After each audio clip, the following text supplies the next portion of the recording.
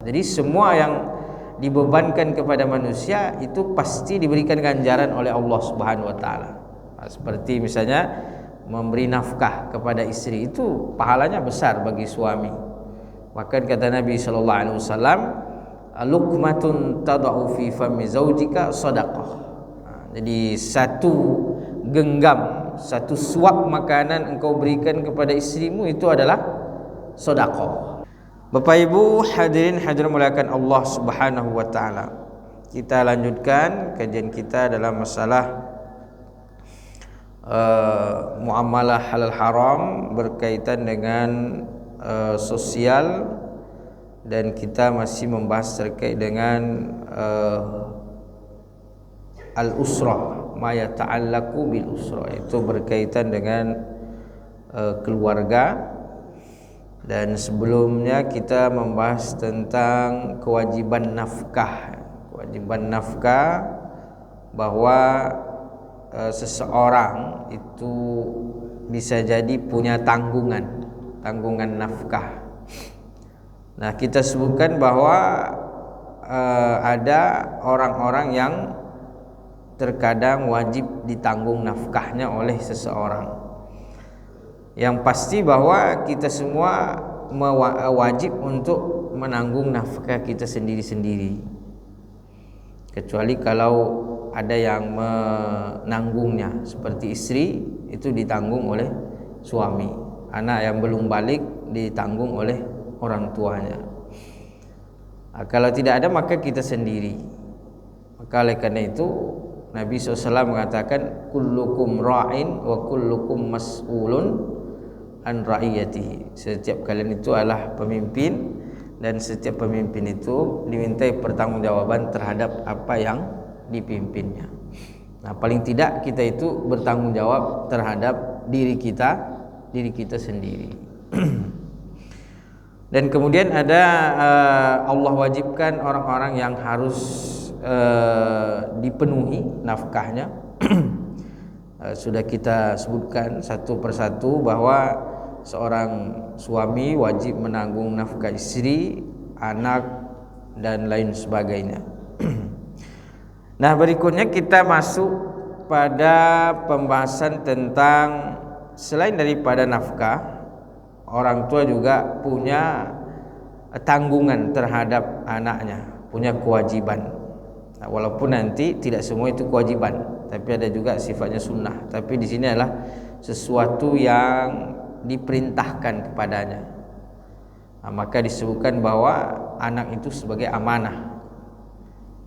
Innama amwalukum al-mal wal banuna zinatul hayatid dunya. Jadi harta anak juga itu termasuk sebagai amanah. Jadi harus ada tanggung jawab. Nah, maka dalam Islam itu selain daripada tadi perintah menikah, maka juga di situ ada hikmah, yaitu keberlangsungan untuk memiliki keturunan.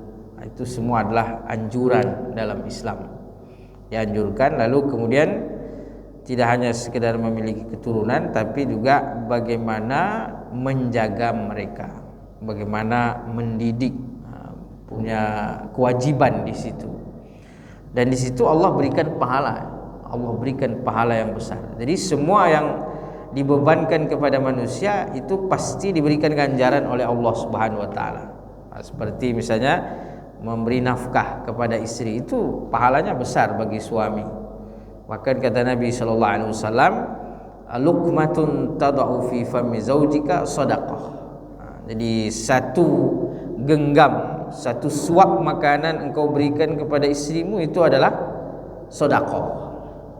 Jadi pada hakikatnya walaupun itu kewajiban dari Allah bahwa suami wajib menanggung nafkah istri, tapi kewajiban itu dijadikan sebagai wasilah ladang pahala dari Allah Subhanahu wa taala. Maka kalau satu suap saja itu sedekah,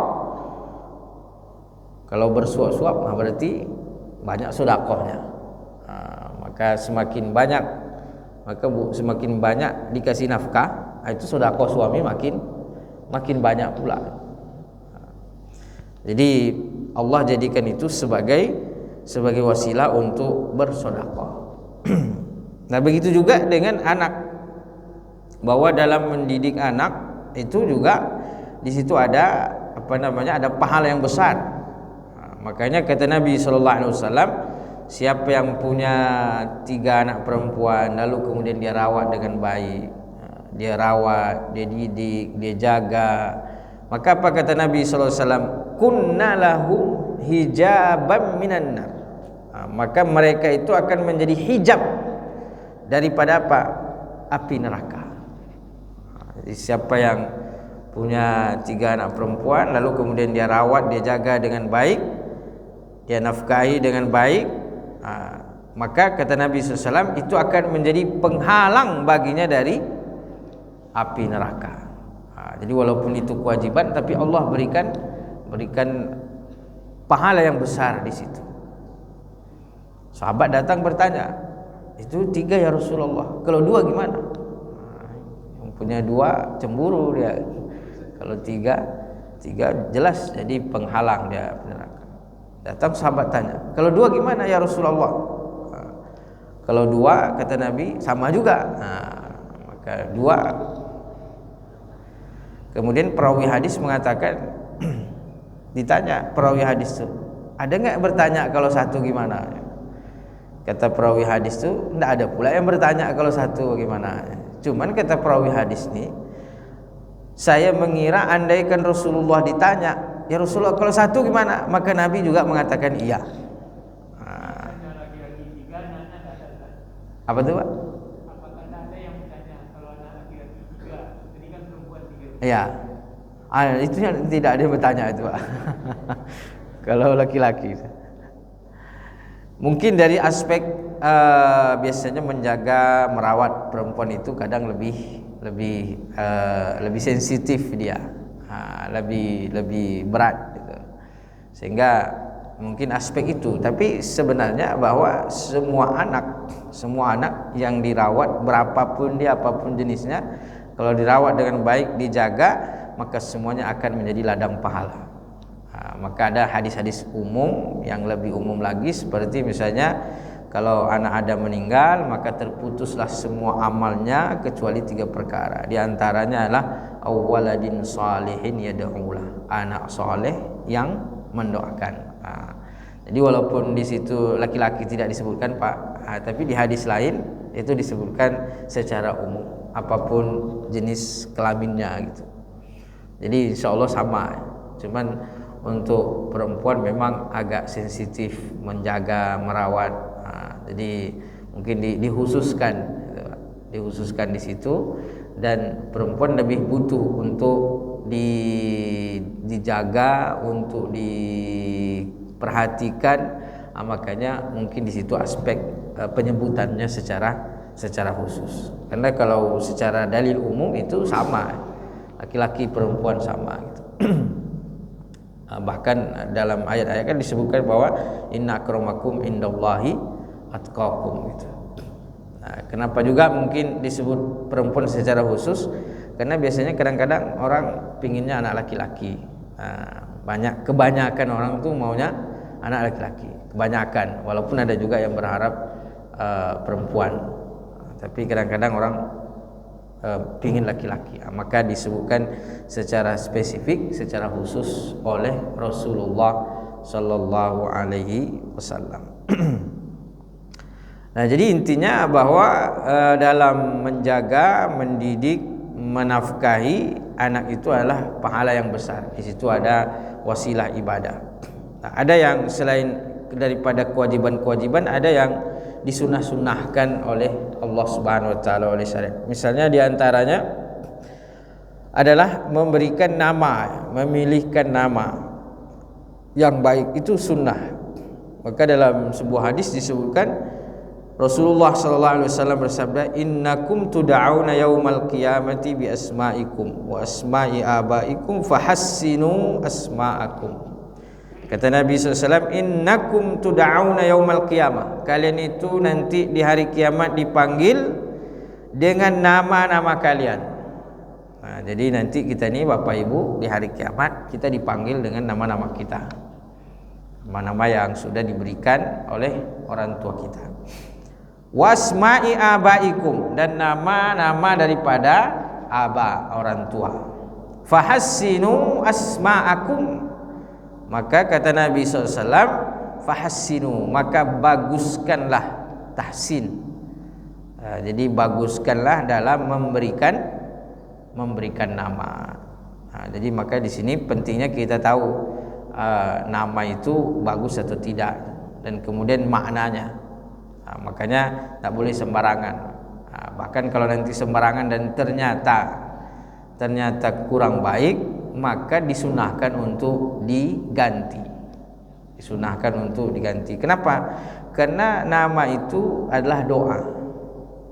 Jadi nama Allah bagian daripada doa. Dia selalu dipanggil dengan itu.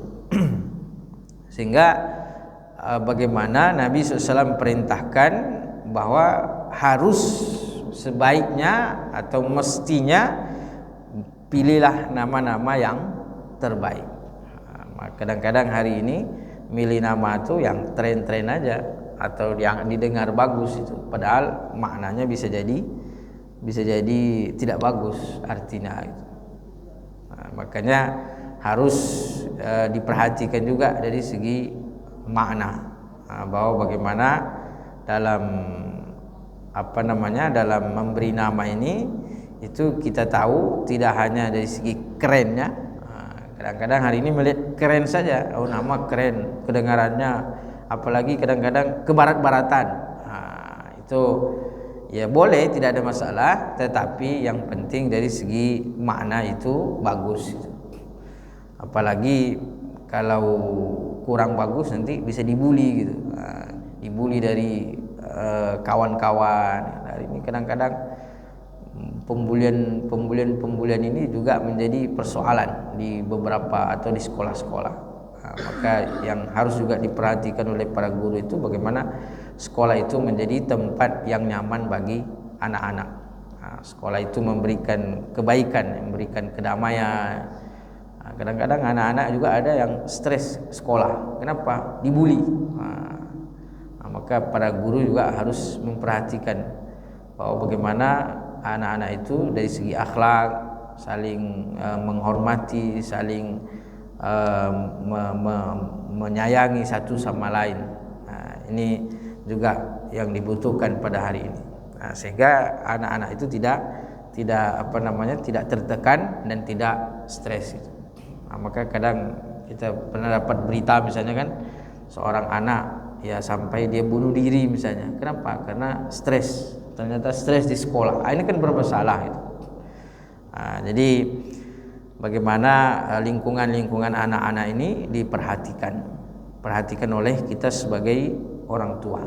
Maka tadi diantaranya Nabi perintahkan kepada kita bahwa dalam memilihkan nama, pilihlah nama yang terbaik. Bahkan disematkan nama itu. Walaupun nama itu sendiri sebenarnya ya pertama setiap nama itu sudah ada ya di Lauhul Mahfuz. Jadi sudah ditentukan. Tapi kita sebagai orang tua itu memilihkan nama-nama yang terbaik, nama yang memang dari segi tidak hanya kedengarannya bagus, tapi juga maknanya bagus. Karena nama adalah doa. Itu yang diantara yang disunnahkan. Kemudian juga selain daripada itu disunnahkan bagi orang tua itu untuk apa? Untuk mengakikah. Jadi salah satu yang bahkan ada sebagian ulama mengatakan akikah itu wajib. Tapi ini mayoritas ulama itu mengatakan bahwa sunnah, akikah itu adalah sunnah. Disebutkan dalam sebuah hadis Nabi sallallahu alaihi wasallam, qala Rasulullah sallallahu alaihi wasallam, al-ghulamu murtahinun bi aqiqatihi. Jadi seorang anak itu murtahinun bi aqiqatihi. Jadi murtahanun, jadi tertahan, tergadai. Murtahan. Jadi tergadai itu artinya kan tertahan ya. Maka kalau kita menggadaikan misalnya menggadaikan motor, maka motor kita tertahan. Kalau menggadaikan motor berarti tertahan untuk kita jual, tidak boleh kita jual. Kalau kita menggadaikan rumah maka tidak bisa dijual. Kenapa? Karena terkait dengan hak orang. Nah, maka kita pernah membahas bahwa semua yang digadaikan itu tidak boleh dijual. Nah, kenapa? Karena berarti tertahan, terkait dengan hak orang, walaupun barangnya tidak ditahan. Karena terkadang dalam gadai ini tidak mesti menahan barang. Seperti misalnya gadai mobil, kadang-kadang mobilnya tidak ditahan, tapi apa yang ditahan? Suratnya misalnya, BPKB-nya. Ada juga yang nakal-nakal tuh dijualnya. Itu tidak boleh. Jadi menjual barang yang sedang digadaikan itu tidak boleh kecuali terlebih dahulu dibebaskan. Maka kenapa? Karena gadai itu kan menjadi jaminan gitu, menjadi jaminan. Orang memberikan hutang karena ada jaminan, ada barang yang digadaikan. Sehingga dia berharap ketika nanti orangnya tidak mampu membayar, maka barang itu yang menjadi sebagai jaminannya. Nah, ini kalau dijual bagaimana? Maka tidak terwujud makna jaminan itu. Jadi makna tergadai ya tertahan. Maka apa makna anak ini tergadai dengan akikahnya? Jadi seorang anak itu maka disunnahkan bagi orang tua itu mengakikahkan anaknya. Jadi sunnah ya, kalau mampu. Laki-laki 2 kambing, kalau perempuan 1. Ini hukumnya sunnah. Jadi sunnah untuk diakikahkan. Tuzbahu anhu yaumas sabi'. Disembelihkan baginya seekor kambing bagi perempuan, 2 bagi laki-laki. Yaumas sabi'. Lebih sunnahnya lagi fi yaumis sabi'. Lebih sunnahnya itu adalah hari ke-7. Yaumas sabi'. Hari ke-7. Kalau tidak, dalam hadis itu disebutkan kalau tidak ke-7 ke-14, kalau tidak 21. Nah selebihnya itu boleh terserah saja. Tapi itu pun sunnah juga. 7 sunnah, boleh misalnya 2 hari 3 hari boleh. Tapi yang sunnah afdolnya, lebih utamanya ke-7, kalau tidak 14, kalau tidak 21, dan selebihnya sampai sebelum dia dewasa. Kalau sudah dewasa nanti tidak lagi disunahkan bagi orang tua. Tapi kalau yang sudah dewasa dan dia belum diakikahkan oleh orang tuanya, maka nanti dia boleh mengakikahkan dirinya, boleh mengikahkan dirinya sendiri. Itu hukum akikah. Jadi dia sunnah. Maka dewasa pun, sudah dewasa itu boleh akikah, boleh. Maka kalau dia sudah dewasa punya kemampuan dan dia belum akikah, itu silahkan saja. Kalau mau akikah boleh. Tapi kalau sudah dewasa, akikah tidak perlu diayun, tidak perlu tidak perlu seperti ketika mengakikahkan bayi-bayi. Kalau mengikatkan bayi kan diayun tuh, di lagu-lagukan. Tapi kalau sudah dewasa tidak perlu itu. Ya, cukup dia cukup beli kambingnya, lalu kemudian boleh dimasak, lalu kemudian mengundang para tetangga untuk makan-makan.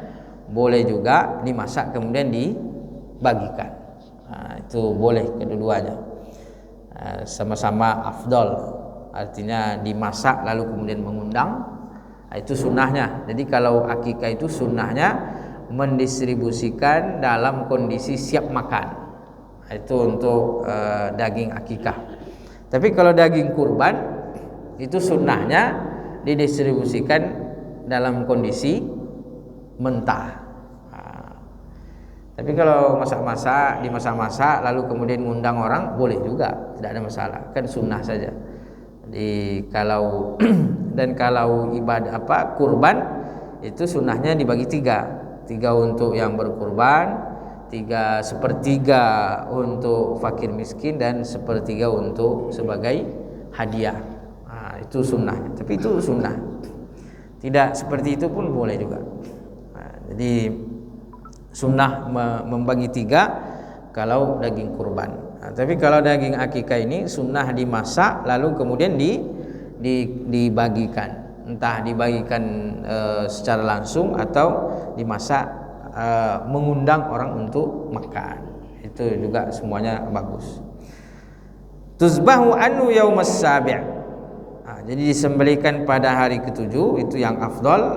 Bahkan pada saat itu wa yusamma, dan juga ini diberikan nama, diberi nama. Itu tadi sunnah memberikan nama yang baik.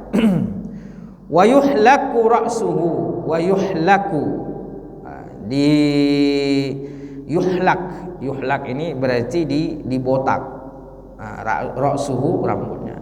Jadi juga disunnahkan untuk dibotak rambutnya. Jadi selain daripada disembelihkan hewan, juga nanti diberikan nama yang baik. Maka di situ diberikan nama. Walaupun misalnya kalau sekarang kan kadang-kadang belum lahir sudah dikasih nama, sudah ada nama disiapkan sebelum lahir. Apalagi kalau sudah tahu, oh ini laki-laki, ini perempuan, itu sudah dikasih nama. Cuman kadang-kadang menyiapkan nama laki-laki, ternyata yang lahir perempuan. Itu cari lagi. Ada yang menyiapkan nama perempuan, yang lahir laki-laki. Maka yang bagus sediakan 2. Sediakan 2. Syukur-syukur lahir betul-betul 2. Satu laki-laki, satu perempuan. Sudah pas. Jadi memberi nama lalu kemudian menhalq, jadi digunting rambutnya. Jadi apa yang kita lakukan itu memberi nama kemudian menggunting rambutnya, ini adalah perintah. Walaupun perintah ini tidak bersifat wajib, sunnah. Jadi menggunting rambutnya, makanya anak itu digunting rambutnya. Bahkan yang afdolnya sebenarnya dibotak. Jadi rambut yang dibawa lahir itu sebaiknya itu digundul. Itu bagusnya gitu. Kenapa? Karena dalam sebuah hadis lain disebutkan bahwa amitu anhul azza. Jadi rambut bawaan itu biasanya terkadang mengandung penyakit. Jadi kata Nabi SAW, singkirkan darinya keburukan-keburukan. Maka yang afdal itu dibotak, dihabisin. Jadi rambut yang bawa lahir itu bagaimana dibersihkan. Bahkan nanti dianjurkan untuk ditimbang rambut itu dan bersedekah seberat rambut itu. Itu yang lebih afdalnya, lebih sunnah. Tapi semua itu hanya sifatnya adalah sunnah gitu. Jadi tidaklah sesuatu yang wajib. Jadi Allah berikan melalui itu, Allah memberikan pahala-pahala. Nah, memang disebutkan bahwa murtahan tadi, jadi dia tergadai. Nah, para ulama di sini membahas ya bahwa apa makna murtahan itu? Kenapa anak itu kalau tidak diakikahkan disebut dengan tergadai? Marhunun bi aqiqatihi. Jadi seseorang itu tergadai dengan akikahnya.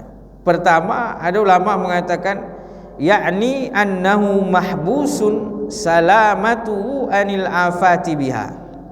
Jadi ada ulama mengatakan bahwa dia mahbusun salamatu. Jadi berkaitan dengan keselamatannya. Jadi ada ulama mengatakan makna tergadai itu dia rentan keselamatannya. Jadi mungkin dari godaan syaitan. Karena kalau diakikahkan dia seolah-olah disembelihkan hewan itu sebagai apa? Seolah-olah menyingkirkan segala macam bentuk keburukan-keburukan sebagai simbol bahwa menyembelihkan hewan. Jadi itu sebagai diantara bentuk bahwa kita mendoakannya agar dijauhkan dari segala keburukan oleh Allah Subhanahu wa taala. Maka dia mengatakan bahwa makna murtahan itu bisa jadi berkaitan dengan keselamatannya. Nah, ada juga ulama yang mengatakan bahwa yang dimaksud dengan tergadai itu maknahu annahu mu'allakun syafa'atuhu lahuma la yashfa' lahuma in mata tiflan walam yu'aqqa anhu. Nah, kalau tadi pertama terkait dengan keselamatan, kalau kita akikahkan, kita belikan hewan, kita sembelihkan, kita doakan, itu sebagai bentuk syukur kita kepada Allah. Sehingga biasanya kalau kita bersyukur kepada Allah, maka nikmat itu menjadi baik. Nikmat yang mana kita bersyukur kepada Allah, maka nikmat itu dijaga oleh Allah, dan nikmat itu bahkan akan ditambahkan oleh Allah Subhanahu wa taala. Sehingga seolah-olah ketika kita mengakikahkan anak itu sebagai tanda syukur, walaupun bukan berarti kalau tidak mengakikahkan tidak bersyukur, karena ini kan terkait dengan kemampuan juga. Nah, ada juga yang punya anak dia bukan tidak bersyukur sehingga tidak mengakikahkan, cuman karena dia tidak mampu. Sebenarnya dia ingin mengakikahkan, cuman karena tidak mampu gitu. Tapi ada yang mengatakan bahwa ma'anahu annahu mu'allakun syafa'atuhu lahuma. Jadi dia ini mu'allakun syafa'atuhu. Maksudnya apa? Jadi anak itu kan memberikan syafaat. Bahkan in mata tiflan, bahkan ketika anak itu meninggal dalam keadaan masih bayi, maka disebutkan mereka akan menjadi penunggu-penunggu bagi orang tuanya di pintu-pintu surga. Jadi itu salah satu walaupun orang pasti sedih ya kalau anaknya meninggal, tapi Allah tuh selalu memberikan hiburan itu. Misalnya meninggal anaknya waktu kecil belum dewasa, itu sedih ya, sedih orang tua. Tapi kemudian Allah Subhanahu wa taala memberikan semacam penghiburan bahwa anak-anak yang meninggal ketika belum dewasa, meninggal dalam kondisi kecil, maka mereka akan menjadi penyambut, menjadi pengiring bagi orang tuanya untuk masuk ke dalam surga. Kenapa demikian? Karena pertama anak belum dewasa itu mereka tidak punya dosa, tidak ada dosa. Jadi itu sisi sisi baik. Walaupun kita semua berharap anak-anak kita tumbuh dewasa menjadi soleh dan soleha. Tapi kan kadang-kadang hidup ini tidak ideal gitu. Maksudnya tidak sesuai dengan yang kita harapkan. Dan apa yang diberikan oleh Allah itulah yang terbaik. Kita berusaha untuk mengambil hikmahnya gitu. Ya, walaupun misalnya anak meninggal dalam kondisi kecil kan itu tidak sesuai harapan. Yang diharapkan orang tua tumbuh dewasa, sehat, soleh dan soleha. Itu yang diharapkan. Dan juga kan hadis Nabi SAW mengatakan khairun nasi, sebaik-baik manusia, man tola umruhu wa hasuna amaluhu. Sebaik-baik manusia itu adalah yang umurnya panjang dan amalnya baik. Gitu.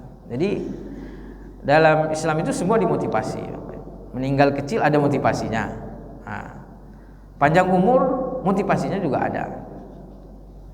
Jadi semua sisi ada kebaikan gitu. Jadi kita jangan berharap, kenapalah saya dulu tidak mati waktu kecil aja ya. Tidak boleh pula berharap seperti itu. Tidak boleh menyesali. Akhirnya ya jadi dewasa berbuat dosa jadinya. Ya bukan mati kecilnya yang diharapkan, yang diharapkan, tapi adalah dosanya, yang berbuat dosanya yang kita berusaha untuk terhindar darinya. Kenapa? Karena masing-masing ada kebaikan. Kalau dia tumbuh dewasa lalu kemudian beramal soleh memberikan manfaat, maka di situ juga sangat baik. Karena kata Nabi SAW, khairun nasi man tala umruhu wa hasuna amaluhu. Sebaik-baik manusia yang umurnya panjang dan baik amalnya. Sebaik-baik manusia. Namun ada juga hadis yang sebaliknya menyebutkan bahwa seburuk-buruk manusia wa syarrun nasi man tala umruhu wa hasuna amaluhu. Seburuk-buruk manusia umurnya panjang, amalnya buruk. Makanya kalau kita berdoa Bapak Ibu,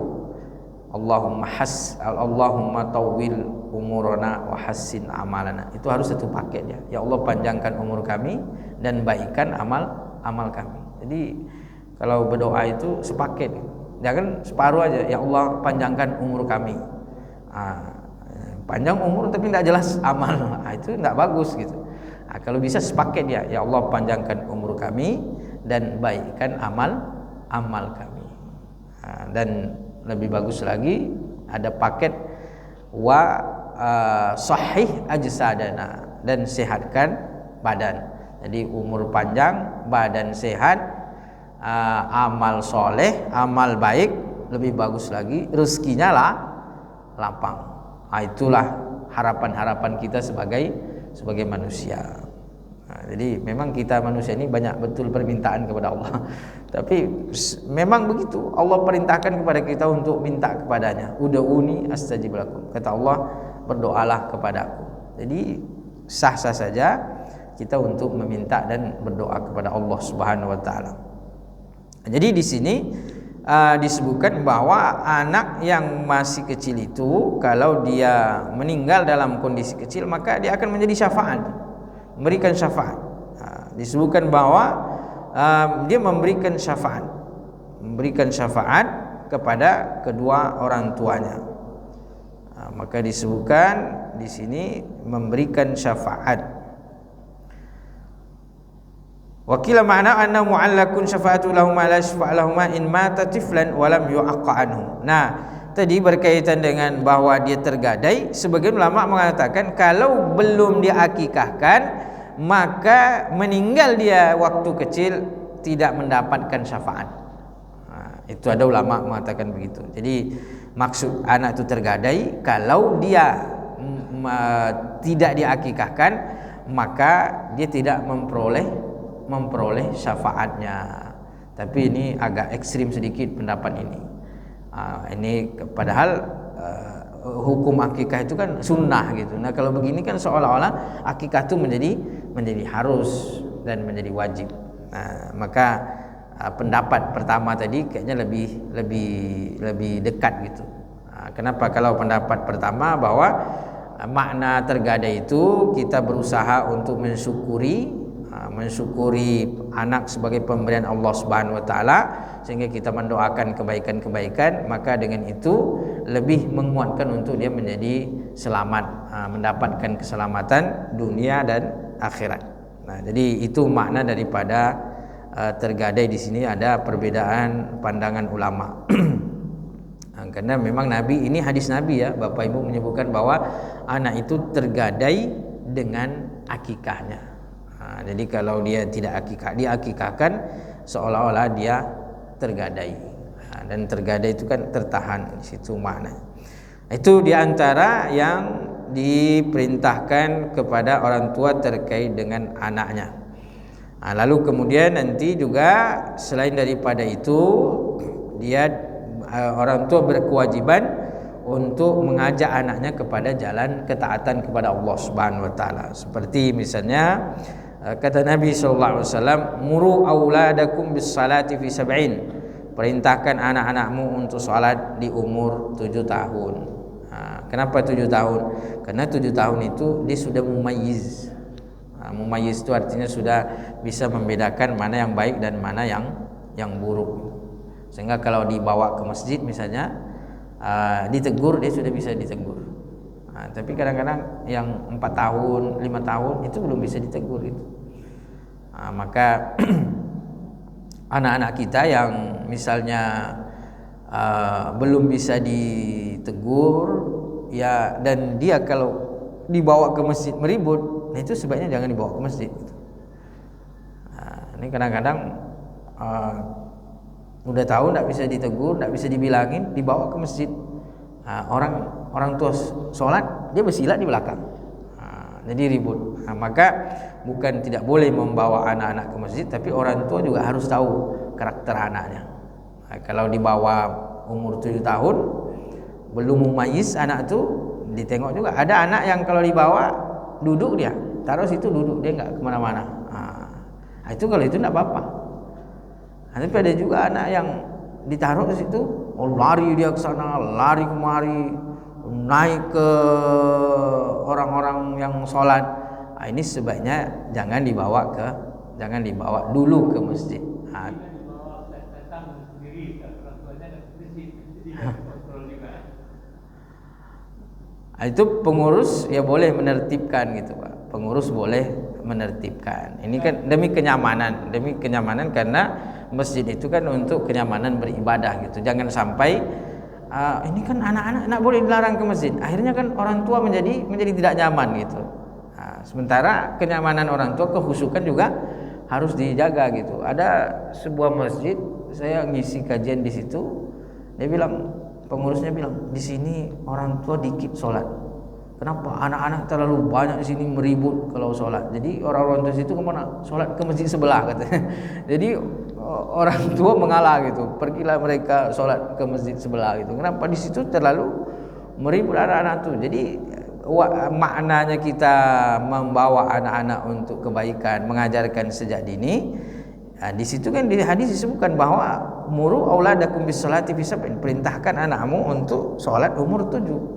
Maknanya ketika dia mumayyiz, sudah bisa dibilangin, maka bolehlah dibawa ke masjid.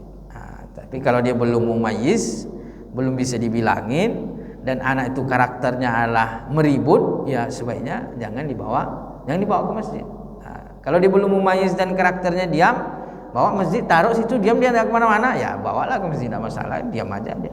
Tapi kalau dibawa ke masjid, lari dia ke sana kemari, ya sebaiknya janganlah dibawa ke masjid, sebaiknya di rumah saja dulu dididiknya gitu kan.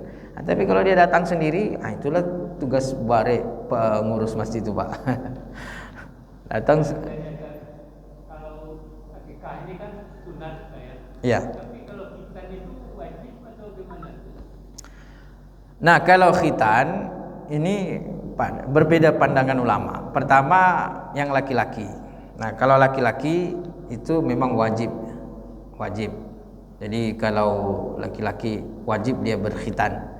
Sebagaimana Nabi SAW menurut sebuah riwayat bahwa beliau dikhitan oleh kakeknya Abdul Muttalib. Ada riwayat lain menyebutkan bahwa Nabi itu lahir sudah terkhitan. Ada. Maka dalam kitab Barzanji itu disebutkan bahwa ulidan Nabi sallallahu alaihi wasallam nadhifan makhtuna. Nabi itu lahir dalam keadaan bersih dan sudah terkhitan. Jadi ada riwayat menyebutkan bahwa Nabi itu lahir sudah terkhitan. Itu menunjukkan tentang kemuliaannya. Wakila khatanahu jadduhu Abdul Muttalib. Tapi ada pendapat mengatakan bahwa yang mengkhitan beliau adalah kakeknya Abdul Muttalib. Tapi intinya bahwa berkhitan itu adalah bagi laki-laki wajib. Dan begitu juga Nabi Ibrahim kan disebutkan bahwa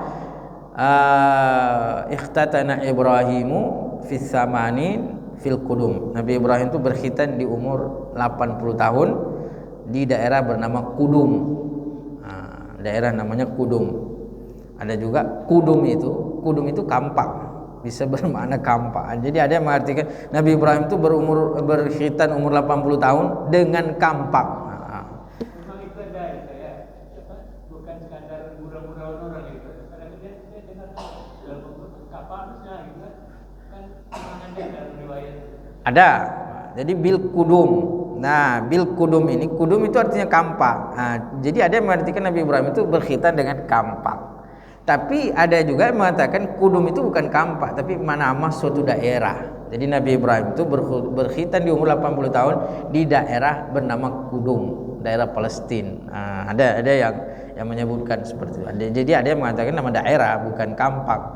Nanti kalau berkhitan dengan kampak, takutnya orang mau masuk Islam tidak jadi dia. Ini bahaya nih masuk Islam nih di kampak pula, berkhitan dengan. Jadi ada yang mengatakan bukan kampak arti Qudum di situ. Memang kalau letter luck-nya apa? Qudum itu kampak memang letter luck-nya gitu. Jadi bil Qudum dengan kampak bisa dimaknakan itu dengan kampak. Cuman sebagian ulama mengatakan makna bil Qudum di situ di daerah bernama Qudum. Jadi kalau laki-laki wajib. Itu boleh ketika masih kecil, itu disunahkan untuk berkhitan. Tapi yang perempuan ini dalam mazhab Syafi'i juga wajib, dalam mazhab Syafi'i. Hanya saja sebagian ulama mengatakan kalau untuk perempuan tidak. Bahkan untuk kajian-kajian pendapat-pendapat ulama kontemporer berdasarkan juga dari para ahli itu banyak yang melarang untuk mengkhitan perempuan. Nah, kalau dalam Islam sebenarnya mengkhitan perempuan itu adalah sekedarnya saja.